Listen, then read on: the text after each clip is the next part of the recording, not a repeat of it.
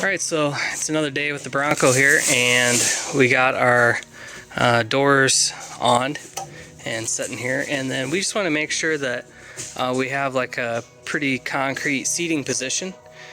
So we have some seat brackets that we're gonna install here. I actually don't know if there's really a whole lot that even goes on this side. They might actually be more for that side. Notice the difference in the floor pan. But we got some seats.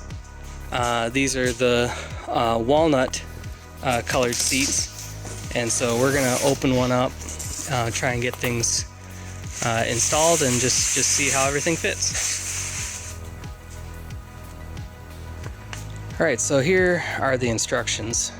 You can pause it if you want to have a better look, but basically we have these laid out, how they're supposed to go.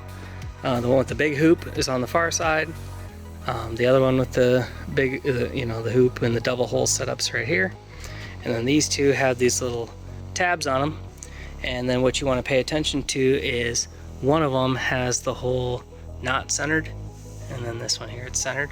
So just refer to this diagram, which is of course the bottom side.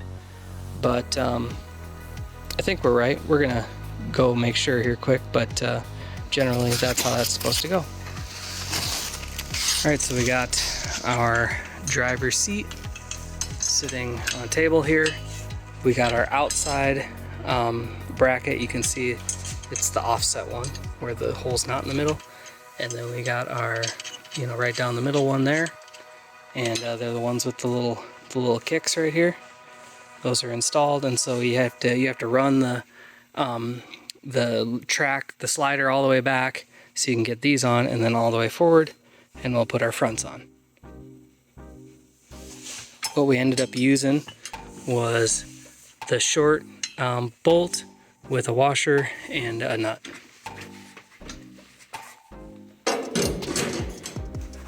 Alright, so we got the seat bolted in. Again, you just bolt the brackets to the bottom of the seats, then the seats, that whole thing, into the vehicle. Not bad. 1, 2, 3, 4. This one back here was kind of annoying. You had to reach around and slide forward and do the whole thing. But we got the headrest on here. Everything clears height-wise. That's about where he figured he'd sit, which puts us about right there. So we are gonna move on to the passenger seat and then possibly even the rear tumbler. All right, so this is the underside of the seat, and these little arms that they just are held in here by like spring tension, they're like wider than the actual gap that's right here. They are some finger pinching suckers, and basically it sucks to do this one hand, one person. You basically have to like pinch those two together and then get them to line up on these dowels right here. And man, you can really get your fingers bound up in there. So I was basically stuck there for a 15-second period while I was trying to weasel my finger out of there. Ouch. Right, so we got the seat in place here, and so per the instructions, the rear holes are need to be drilled. And so what we did is we set the front bolts here to be like kind of right in the middle of the slot that they are. And then these are still loose, the track to the actual bracket. So there's a little play here, but very little.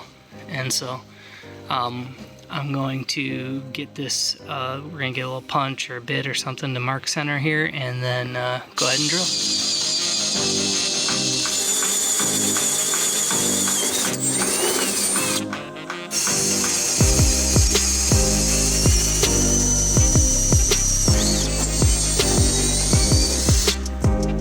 Alright, so the seat is all the way laying on its back, tipped all the way backwards.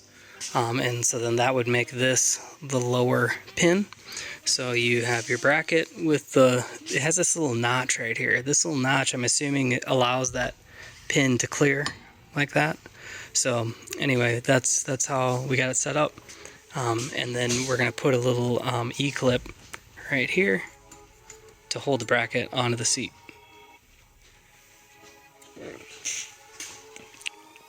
Ow!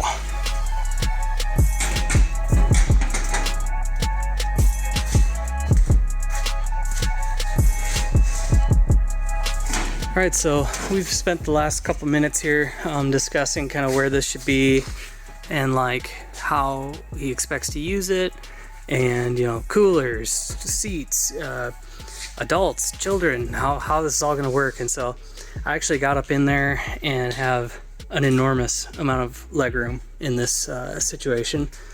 I'm not super tall, I'm only 5'10", but still there's I think plenty of room here. So we also folded it down and then folded it forward, and there's still like quite a sufficient gap here so that the seats could come back further and lean back and do other things. So what we've landed on is from the end of the Bronco all the way to the kind of the back of the front bracket, about 31 inches. So we're gonna get everything as centered as we can. They got washers in there for spacers. We're not really gonna get too hung up with that right now, but we are gonna get our holes so that we kind of lock down this position, and then we know also where our latch is gonna end up. Okay, so again, 31 inches from way in the back there all the way up to that line you can see kind of on the back, and then we marked our holes, and if you push the brackets kind of more towards the seat, you can end up on the highs of the ribbing. So that's what we're going to shoot for, see how it turns out.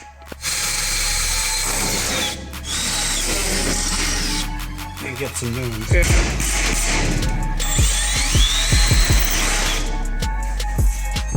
Alright, so we just had the seat folded down and kind of matched this up where it is, mark the holes, and now we'll fold it down. Alright, so to get the rear latch set up here, basically we laid the seat down, put the actual catch in the right spot, and then marked the holes, drilled them, and now you can see it goes and latches right in.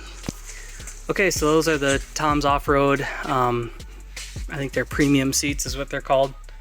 This is the walnut color, and anyway, pretty decent install, not too bad. So now that we have this all set up, obviously we'll take it out again when it goes to paint and everything, but we have our holes drilled, everything's kind of in the locations we want. Should be real easy to install later.